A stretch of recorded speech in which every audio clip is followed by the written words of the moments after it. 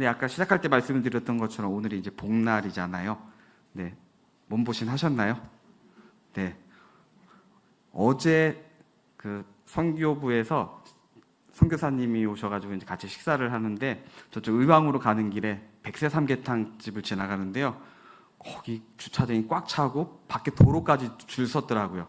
그러니까 오늘 하루 전날 오늘은 막힐 것 같고 많을 것 같으니까 아마 전날에 또 많이 가시는 것 같은데, 네, 이렇게 복날에 사람들은 이렇게 몸을 위해서 먹고 하는데 우리 또 마음에도 우리 또 심령에도 우리 영혼에도 늘 하나님이 주시는 은혜가 있기를 바라겠습니다. 그래서 오늘 말씀을 준비하면서 복날이라서 더 좀 부담이 됐어요. 네, 우리 영의 양식을 또 드시겠다고 오셨는데, 네, 보신이 돼야 되는데, 네, 그래서 좀 저는 항상 똑같지만 하나님께서 또 은혜를 주시는 줄로 믿습니다. 그래서 하나님께서 주신 은혜로 네, 보신하시기를 바라겠습니다. 우리 그러면서 옆에 있는 분들에게 한번 이렇게 인사했으면 좋겠습니다. 네, 몸보신 하십시오. 이렇게 한번 인사하겠습니다. 네, 몸보신 하십시오. 네, 우리의 영육간에 또한 우리 강건하기를 바라겠습니다. 오늘 말씀은 예레미야서, 우리가 지금 예레미야서를 지금 이제 바이블 타임을 읽고 있는데 예레미야서가 오늘 본문 45장이 가장 짧은 장입니다. 우리가 읽었듯이 1절부터 5절까지 읽었는데요. 가장 짧은 장으로 되어 있습니다. 근데 내용이 가장 짧지만 그럼 간단하게 오늘 설교가 빨리 끝나겠구나 이렇게 생각할 수 있겠죠? 네, 노력하겠습니다. 네, 근데 이 내용은 짧지만 5절까지 되어 있지만 이 내용을 좀 더 이해하기 위해서는 이제 이 본문이 기록될 당시의 시대적인 배경과 또 오늘 본문에 등장하는 사람 예레미야, 선지자 예레미야 있고 또 한 사람 나오죠. 바룩이라는 이 인물에 대해서, 인물 내 배경에 대해서 우리가 알고서 이 본문을 보면은 이 본문이 이해가 될 겁니다. 그래서 오늘 그것을 잠깐 먼저 나누고 함께 말씀을 나누려고 합니다. 먼저는 시대적인 배경인데요. 오늘 1절에 보니까요. 어떤 때라고 합니까? 요시야 왕의 아들 여호야김 넷째 해. 여호야김이 왕이 된 지 이제 4년째가 됐던 그런 해라는 것입니다. 그럼 여호야김이 누구냐? 말 그대로 요시야의 왕인데 요시야의 아들이잖아요. 요시야가 누군지 아시죠? 저기 맨 뒤에 있어요. 네, 이 줄 어디 갔지? 네, 자리 또 피했네. 네, 우리 김현순 선교사님의 장남이잖아요. 네, 근데 오늘 성경에 보니까 김현순 선교사가 아니라 요시야의 아들이 여호야김이라고 말합니다. 근데 이 요시야는 8살에 왕이 된 아주 어린 나이에 왕이 된 사람이죠. 그리고 왕이 되어지고 또 어리지만 또 잘 자라서 유다의 그 신앙적으로 무너졌던 그 시대를 회복하고 이제 오늘날 표현하면 종교개혁을 일으킨 사람, 왕이었습니다. 그래서 하나님 앞에 정말 신실하게 애를 쓰고 몸부림치던 그런 왕이었죠. 그런데 이 요시야 왕이 또 열심히 하는 가운데 애굽하고 이집트하고 전쟁을 합니다. 그 이집트하고 전쟁하는 중에 전투하다가 그곳에서 죽습니다. 그리고 이제 어떻게 보면 이제 왕이 현장에서 죽었으니까 전투는 누가 이겼을까요? 애굽이 이겼죠. 유다의 왕이 죽었으니 군인들이 힘이 나겠습니까? 당연히 밀리죠. 그러면서 요시야가 죽고 오늘 말씀에는 그 아들 여호야김이 이제 왕이 됐는데 원래는 그 첫째 아들 여호아하스가 있습니다. 그래서 원래는 요시야가 죽고 여호아하스가 이제 왕이 돼요. 그런데 애굽이 전쟁에서 딱 이기고 돌아간 게 아니라 쳐들어와요. 와가지고 이 여호아하스 왕을 포로로 잡아갑니다. 완전히 왕을 포로로 잡아가니까 완전히 이거는 끝난 거죠. 근데 왕을 잡아가면서 새로운 왕을 세워요. 그 왕이 바로 오늘 1절에 나오는 여호야김 왕입니다. 근데 원래 이 여호야김은 원래 여호야김이 아니에요. 엘리야김입니다. 네. 엘리야김이라는 이름이 있는데 이 애굽이 왕을 잡아가면서 또 새로운 왕을 만들어주면서 그 왕의 이름을 바꿔버린 거예요. 여호야김이라고. 그럼 여호야김의 이름의 뜻이 뭘까요? 모르시죠? 네, 화면 보여주시겠어요? 네, 여호와께서 일으키신다. 이름 좋아요, 안 좋아요? 좋잖아요. 근데 여러분 생각해 보세요. 근데 자, 원래 엘리야김이라는 이름이 있는데 여호야김이라고 누가 바꿔줬어요? 애굽의 왕이 바꾼 거예요. 근데 당시 고대 사회 속에서 전쟁은요, 나라와 나라와의 싸움이기도 하지만 그 나라가 믿는 신과 신의 싸움이에요. 그러니 나라가 이긴다라는 것은 곧 그냥 한 나라가 이겼다는 게 아니라 누가 이긴 거예요? 그 신이 이긴 겁니다. 그러면 애굽이 이겼으니까 애굽은 여호와를 섬기지 않잖아요. 그러면서 왕을 세워주면서 이름을 여호야김이라고 바꿔준 거예요. 여호와께서 일으켜 주실 거야. 야, 너희들은 이제 힘들지? 아버지도 돌아가셨어. 형도 이제 포로로 잡혀갔으니까 힘들 거야. 그러니까 좀 힘내.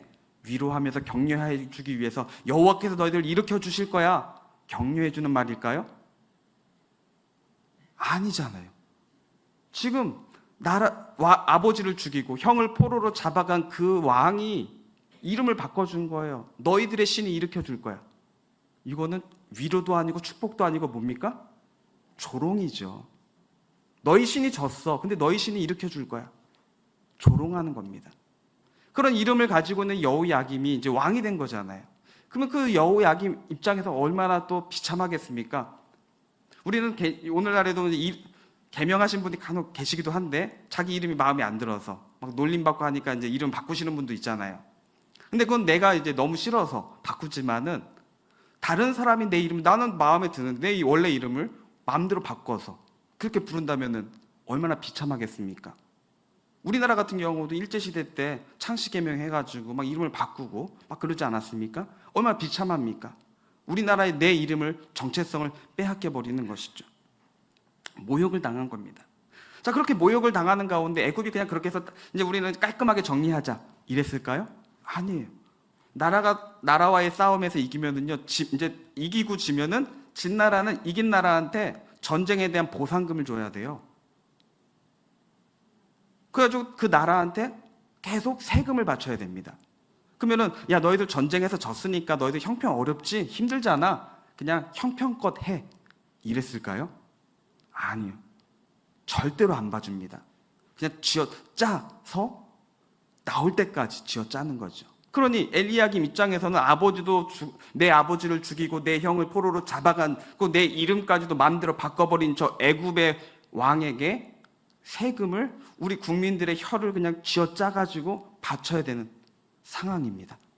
이게 지금 그 오늘 본문의 배경의 상황이라고 보십시오. 그 나라의 우리나라 상황이라고, 그러니까 우리의 지금 정치적인 또 우리나라 막 유세 나오는 막 그런 상황이라고 한번 생각해 보십시오.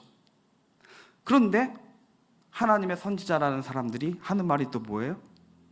너희들 이건 벌이야. 또 전쟁에서 우리는 질 거야. 포로로 잡혀가게 될 거야. 가는 게 하나님의 뜻이야. 이렇게 말을 하는 거예요. 그러니 왕과 일반 사람들이 들을 때는 어떻겠습니까? 지금 이런 분위기 속에서 막 그런 이야기만 듣고 있습니다. 거기다가 하나님의 선지자라는 우리아를 엘리야김이 어떻게 합니까? 죽여요. 왕이 내 마음에 들지 않는 말을 한다고 선지자를 잡아다 죽이는 겁니다. 예레미야 같은 경우는 감옥에 잡혀 있죠.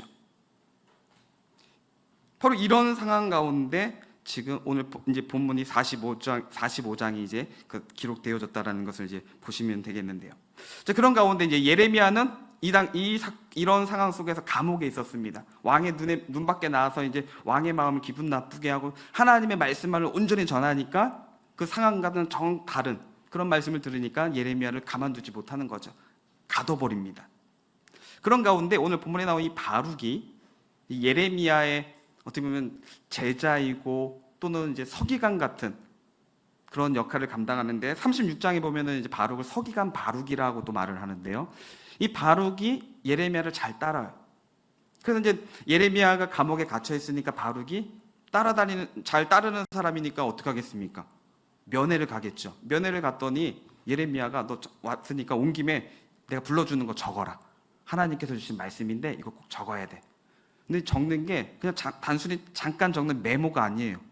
양이 많아요. 요새는 이제 막 컴퓨터로 하니까 많아도 막 빨리 치잖아요. 손으로 쓰는데 양이 많으면 손목도 아프잖아요. 양을 많은 것을 불러주면서 다 적은 거예요. 힘들게 적었습니다.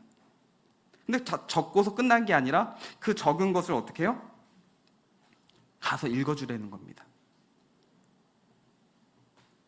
그런데 이거 읽어준 것을 나중에 왕이 그걸 가지고 왕 앞에까지 이게 적혀진 하나님의 말씀, 이제 두루마리죠. 이 두루마리가 하나님 앞에까지도 엘리야kim 왕 앞에까지 갔는데 엘리야kim 왕이 그것을 보면서 회개하는 것이 아니라 그걸 불태웁니다.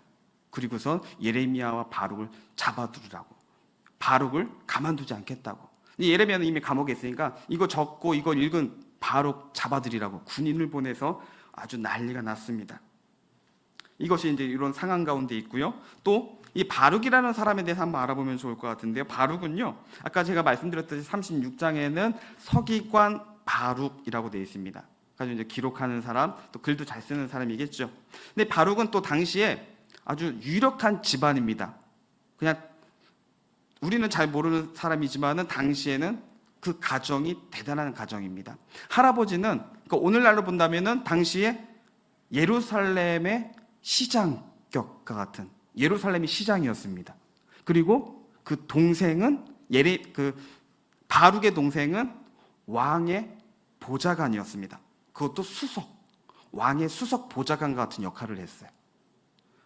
그러니까 집안이 지금 대단하잖아요. 시에서도 영향력, 시장이고 또 왕의 수석 보좌관이니까 왕과 시, 살고 있는 그 지역의 영향력은 어마어마한 거죠. 그런데 지금 바룩은 누굴 따라다닌다고 했습니까? 예레미야를 따라다녀요. 근데 예레미야는 지금 하나님의 말씀을 전하니까, 하나님의 선지자니까 우리는 좋죠. 근데 예레미야가 지금 처해 있는 현재의 상황은 하나님의 말씀만을 전했더니 감옥에 갇혀 있고 왕의 눈에 눈밖에 나 있고 이런 상황 가운데 있습니다. 그리고 지금 바룩은 왕의 눈밖에 난 그 예레미야를 따라다니고 있고, 그 상황 속에서 지금 분위기도 안 좋잖아요. 애국과의 전쟁에서 계속 지고 왕이 죽고 왕이 포로로 잡혀가고 새롭게 왕이 되어졌지만 여전히 나라는 힘들고 있습니다. 그런데 계속 선지자는 지금 이것은 하나님의 뜻이니까 우리는 하나님의 이것의 진노의 벌을 받고 회개해야 된다라는 말을 계속하는 겁니다. 그러니 왕이 잡아갈 때 어떻게 하겠습니까? 지금 분위기를, 나라를 더 힘들게 하고 어떻게 보면 내란죄 또는 국가 반역죄라는 제명을 붙여가지고 잡아 가두겠죠.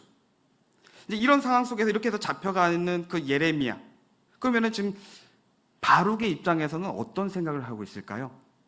그냥 나는 그냥 아무도 모르는 사람들, 이름을 얘기해도 모르는 그런 사람이라면 모르겠지만은 그 지역에서는 사람들에게 알려져 있고 또 내가 따르는 사람은 또 그와 반대에 있는 상황 가운데 있고, 할아버지와 동생은 지금 또 그 상황 속에서 또 열심히 사람들에게 인정을 받고 성공했다라고 하는 그런 위치에 있는데, 지금 나는 바룩의 위치는요, 열심히 따라다닌다고 하지만은 지금 따르는 그 예레미야는 감옥에 있고 사람들에게 오히려 손가락질을 당하는 그런 가운데 있다면 바룩은 어떤 생각을 할까요? 우리가 바룩이라면 어떤 생각을 할까요?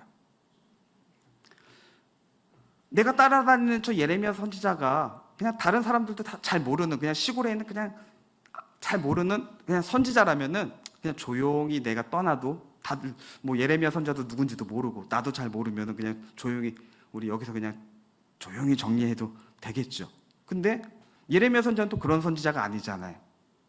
더구나 왕이 또 한 번씩 불러서 또는 기도를 해달라고 한다든가 또는 자문을 구한다든가 이러거든요. 그러니까 유명한 것도 아니고, 그러니까 유명하다라고 말하기도 뭐하고 무명하다라고도 말하기 뭐하는 애매한 그런 가운데 있으면서 그런 예레미야를 따라다니고 있는 바룩입니다. 그래서 어떻게 보면 세상적으로 보면은 바룩이 예레미야를 계속 따라다니는 게 맞을까요? 그만 따라다니는 게 맞을까요? 우리 자녀가 바룩이라면 어떻게 하시겠습니까? 야, 이제 너 그만 따라다니고, 너 지금 나이가 몇 살인데, 너 지금 가정도 책임지고 아이도 책임져야 되는데 언제까지 이럴 거야? 정신 차려. 이게 지금 세상에서 흔히 말하는 표현들 아닙니까? 지금 바룩은 그런 상황인 것 같습니다. 그의 집안에서 할아버지의 도움을 받으면은 안정적인 직업을 구할 수도 있겠죠. 할아버지까지 안 가도 동생의 도움을 받으면은 안정적인 직업, 안정적인 위치 금방 얻을 수 있을 것입니다.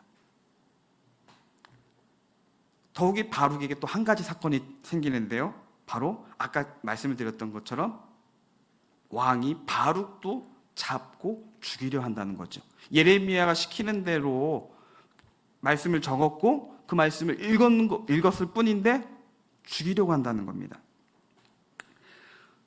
이것이 이제 예레미야 36장에 나와 있는 일입니다. 그래서 36장과 오늘 본문은 45장인데 이 45장은 원래대로 본다면 36장하고 이어지는, 시간적으로 보면 그렇게 보시는 게 좋습니다.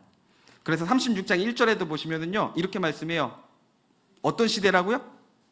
요시야 왕의 아들 여호야김 제4년이에요. 그때 아까 예레미야 45장 1장과 같죠? 그때 있었던 겁니다. 그리고 그 사건이 이어지는 게 오늘 본문 45장의 일인데, 이때는 이제 그러니까 유다는 이집트와 전쟁을 하면서 아직 바벨론에 멸망하지 않았던 시기이기도 합니다. 그런 가운데 아까도 얘기했듯이 바룩이 예레미야를 면회를 갔더니 하나님께서 주신 말씀을 예레미야가 받아 적으라고, 하나님이 주신 말씀이라고 하면서 적으라고 하고 그것을 양도 어마어마한 양을 다 적는 거예요. 그리고 열심히 적었더니 이제 하는 말이 그것을 광장에 가서 읽고 선포하라는 거예요. 혼자 읽으라는 게 아니라 사람들에게 읽어주라고요. 선포하라고요. 예레미야가 전하는 말씀은 당시에 사람들의 마음에 막 부담되고 찔리고 하는 말이거든요. 그러니까 그 말씀을 또 전한다면 바룩 또한 모를까요? 또 봐도 본인이 적었으니 이 내용이 뭔지 알잖아요. 그럼 이 내용을 읽는다면 정말 사람들이 어떤 반응이 할까 걱정될 것 같습니다. 그런데 바룩이 그래도 예레미야 말에 순종해서 믿음으로 이 말씀을 또 읽습니다. 외치고 선포합니다. 어찌 보면은 이렇게 전하면, 제가 바룩이라면 나 이거 읽다가 나도 잡혀가는 거 아닐까? 왜요? 이렇게 이야기했던 예레미야가 잡혀갔으니 나도 잡혀가겠지, 이런 마음 들 것 같습니다. 읽으면서도 막 선포하면서도 눈치를 볼 것 같아요. 군인이 오나 경찰이 오나 나 잡으러 오진 않을까? 막 분위기도 보고 이럴 것 같습니다. 그래서 그럼에도 불구하고 용기를 내서 읽고 선포를 합니다. 자, 그랬더니 뭔가 분위기가 이상해요. 광장에서 이 말씀을 막 읽는데, 읽으면서 크게 외치면서 선포하는데 사람들의 분위기가 막 멸시하고 막 조롱하고 막 원망하는 눈빛이 아니라 사람들이 눈물을 흘리기 시작해요. 사람들이 막 눈물을 흘리면서 회개하기 시작합니다. 또 심지어는 금식을 하겠다고 하면서 금식하면서 막 기도하는 거예요. 사람들이 이 말씀을 들으면서 뭔가 반응이 일어납니다. 그러니까 그런 말씀을 읽을 때 사람들이 그런 반응을 할 때 그 바룩의 마음은 어떨까요? 뭔가 변화가 일어나는구나. 아니면은 또 예레미야 선지자만 할 때만 되는 줄 알았더니 내가 하는데도 되는구나. 아마 바룩의 마음이 그렇지 않을까요? 내가 이 말씀을 읽는데, 물론 예레미야가 불러주는 대로, 물론 예레미야도 하나님께서 주신 말씀인데 그 말씀을 나는 그냥 읽었을 뿐이고 선포했을 뿐인데 사람들이 이렇게 반응이 일어나니 뭔가 좀 반응이 일어나는 거야. 뭔가 꿈틀대는구나, 뭔가 변화가 일어나는구나, 이런 마음이 들 것 같습니다. 더구나 사람들이 거기서 만족하지 않고 이 두루마리를 이거 어디서 났냐고 하면서 이것을 이제 왕에게까지 전하겠다고. 이게 이 사람들만이 아니라 왕까지 간다니, 내 사역에도 뭔가 좀 일어나겠구나, 이런 마음을 가질 것 같습니다. 이제 나도 이제 내 시대가 오는 건가? 이런 마음 갖지 않았을까? 이제 예레미야 선지자 다음에 하나님께 나를 쓰시지 않을까? 이런 마음을 가지면서 열심히 선포하고 전했을 것 같습니다. 이제 내 길도 좀 열리지 않을까? 이런 마음을 가지겠죠. 그런데 웬일입니까? 군인들이 와서 잡아가려고 해요. 죽이려고 합니다. 온 집안을 막 뒤져요. 그냥 나 혼자만 있다면, 그냥 나 혼자만 해서 잡혀가고 나 혼자만 이렇게 고통당한다면 그러려니 하겠지만, 가족을 생각해 보십시오.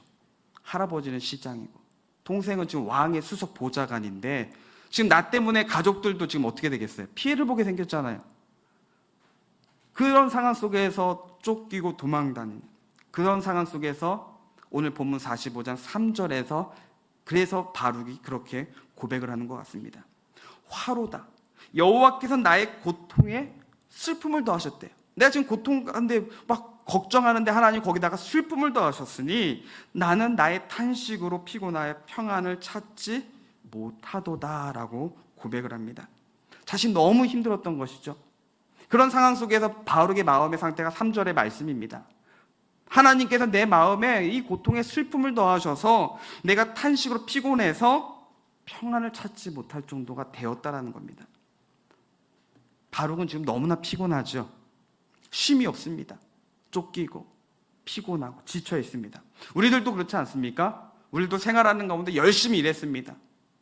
정말 힘을 다해서, 더구나 막 날씨도 너무 더워요. 습해요. 몸도 피곤하고, 몸만 피곤하면 그대로도 버티겠는데 사람이 속을 썩여요. 마음은 정신적인 스트레스 받습니다. 열심히 하는데 열심히 하면 할수록 피곤해요. 지쳐요. 그렇지 않습니까? 열심히 하는데, 물론 내가 좋아하는 거 하면은 보람도 있고 기쁘기도 한데 몸은 지치고 마음에 또한 스트레스도 쌓이고 그럽니다. 그러면서 우리는 피로가 쌓이는구나, 쉼이 필요하구나, 이렇게 말을 하죠. 자, 그러면 피곤해요. 피로가 쌓입니다. 그럼 어떻게 하면 될까요? 쉬면 되잖아요. 회복하면 됩니다. 내가 피로가 쌓이고 힘이 들면 좀 쉬어서 회복을 하면 돼요. 그런데 이 바룩의 상황은요, 그것을 뛰어넘는, 그렇게 해서 해결될 수 있는 상황이 아니었던 것이죠. 자신이 따르는, 표현하면 선생님이라고 한다면 내가 따르는 그 선생님의 그 예레미야의 상황을 보십시오. 불안하잖아요. 언제 감옥에서 돌아가실지. 그러면 그 따르는 나는 어떻게 되겠습니까? 다른 사람들, 할아버지, 동생, 가족들, 사촌들의 그런 위치와 비교를 하잖아요. 너는 지금 이게 뭐니? 하면서 그런 비교되는 모습들. 또 우리가 알 수 없는 그 마음의 여러 가지 어려운 상황들, 그런 가운데 있다면은 이 바룩은 그냥 단지 그냥 며칠 좀 쉬면은 아무 생각 안 하고 어딘가 가서 그냥 아무 생각 안 하고 쉰다고 해서 해결될 일이 아니라는 겁니다. 그래서 이러한 바룩에게 하나님께서 오늘 예레미야 선지자를 통해서 말씀을 주시는 겁니다. 오늘 마지막 5절에 보시면은요, 이렇게 말씀합니다. 내가 너를 위하여 큰 일을 찾느냐? 그것을 찾지 말라. 보라, 내가 모든 육체의 재난을 내리리라. 그러나 네가 가는 모든 곳에서는 내가 너에게 내 생명을 노량물 주듯 하리라. 여호와의 말씀이니라 라고 말씀합니다. 여기 5절 그 시작 부분에서 보시면은요, 네가 너를 위하여 큰 일을 찾느냐라고 오늘 이제 주보에 제목을 넣었는데요. 네가 너를 위하여 큰 일을 찾느냐. 여기서 네가 건방지게 큰 일을 하려고, 이 말씀이 아니에요. 여기서 우리가 눈여겨봐야 될 것은요, 내가 너를 위하여라는 말입니다. 네가 너를 위하여 뭐예요? 우리가 우리 자신을 위하여 한다는 것이죠. 지금 바룩이, 그래도 바룩 열심히 하지 않았습니까? 그 위치에서 그래도 사람들은 그냥 이제 등 돌리고 떠날 수 있을 텐데 바룩은 그래도 열심히 했잖아요. 잡혀있는 예레미야를 버리지 않고 따라가고, 또 그 가운데서 또 불러주는 대로 말씀을 또 적고, 또 광장에서 말씀도 선포하고, 또 생명의 위협을 받으면서도 끝까지 포기하지 않고 계속 견뎠습니다. 그렇게 힘들게 필사하고 말씀을 선포하고 왕에게 쫓기는 모든 상황 속에서도 바룩은 그 일의 동기가 뭐라는 겁니까? 바로 자신을 위하여, 내 자신을 위한 삶을 살고 있었다는 겁니다. 겉으로는 하나님을 위하고 하나님의 일을 내가 열심히 한다고, 물론 그래요. 그런데 그런 가운데 그 마음의 동기에 뭐라고 말씀하는 거예요? 네가 너를 위하여 큰 일을 찾는구나 라는 것입니다. 부르심, 하나님의 그 부르심에 내가 순종하며 가겠습니다. 하나님의 그 사명에 내가 순종하며 가겠습니다 라고 하지만, 그러면서 우리는 열심히 묵상하고 기도하고 예배하고 봉사하고 섬깁니다. 주님을 따릅니다. 또는 위태위태한 그 예레미야를 끝까지 섬기는 바룩처럼 끝까지 충성을 다하기도 합니다. 그런데 그 안에 동기가 뭐가 될 수 있다는 겁니까? 자신을 위해서 그 일을 할 수 있다는 겁니다. 겉으로는 하나님을 위한다고 하지만 그 안에 동기가 결국은 나를 위해서, 자신을 위해서 그 일을 한다는 것이죠. 그러니 그 결국에는 그 동기가 있다 보면 어떻게 되겠습니까? 마지막에 내려놔야 될 때 내려놓지 못하게 되는 거죠. 내가 했는데, 내가 어떻게 했는데, 내가 이것을 위해서 내 젊음을, 내 모든 것을 다 바쳤는데 내려놓지 못하는 거죠. 왜요? 나를 위해서 큰 일을 했기 때문이죠. 그래서 주님이 이렇게 말씀하십니다. 그것을 찾지 말라. 그것을 찾지 말라라고 말씀하십니다.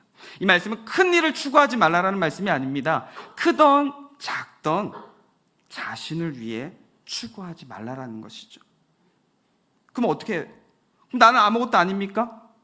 그럼 나는 그동안 뭐 한 겁니까? 라고 외칠지 모르겠지만 바로 그런 우리의 질문에도 하나님께서는 하나님을 위해 먼저 추구할 것을 말씀합니다. 이것을 신약의 말로 바꾸면은요, 마태복음 6장 33절의 말씀에서 뭐라고 말씀하죠? 먼저 그의 나라와 그의 의를 구하라. 근데 거기서 끝나지 않잖아요. 그리하면 이 모든 것을 너희에게 더하시리라. 먼저 하나님을 위하여 하는 겁니다. 하나님을 위하여 하면 하나님께서 주신다는 거예요. 오늘 말씀에서는 너의 생명을 노략물 하듯 주신대요. 노력한다 하면은 막 뺏는 것처럼 보이죠. 전쟁에서 승리한 자가 갖게 되는 것입니다. 전쟁의 승리자가 얻게 되어지는 거예요. 그러니까 하나님께서 승리하시고 하나님께서 주신다는 것이죠. 먼저 하나님의 나라와 하나님의 의와 말씀을 위해 우리가 온전히 섬기는 겁니다. 나의 나라와 나의 의가 아닌 하나님의 나라와 하나님의 의를 구하는 삶, 그 삶을 살 때 하나님께서 우리의 생명을 건져 주십니다. 결국 여호와 하나님께서 승리자가 되시죠. 노략물 하듯 승리자가 되어져서 우리에게 주신다는 겁니다. 그때 여호와의 편에, 하나님의 편에, 하나님의 말씀에 서 있는 자, 여호와를 위해서 작든 크던, 사람들이 알아주지 않던, 사역에 열매가 맺히지 않던 충성스럽게 행하던 자에게 주님께서 응답하시고 역사해 주시는 줄로 믿습니다. 그래서 여호와께 충성된 자는 작은 일에도 충성한다고 했습니다. 예수님께서 누가복음 16장 10절에서 우리가 잘 아는 말씀을 해주셨죠. 지극히 작은 것에 충성된 자는 큰 것에도 충성된다 라고 말씀하십니다. 바로 이 영적 비밀을 이제 알게 되었습니다. 지금 내가 비록 세상의 관점으로 볼 때는 소위 썩은 동아줄, 사람들이 실패했다라고 말하는 그런 상황 가운데 있습니다. 내 할아버지와 내 동생의 관점으로 보면은, 그런 시각에서 보면은 상식적으로 이해할 수 없는 결국 패배자, 실패자의 길로 가는 것처럼 보여지지만 주님이 보시기에는 이게 합당한 길이구나 라는 것을 깨닫게 되어진 것이죠. 열심히 고생하고 열심히 필사했지만 기록한 것은요, 불태워졌습니다. 또 열심히 사역하면 할수록 미움받고 사람들이 싫어하고 심지어는 죽이려고까지 하는.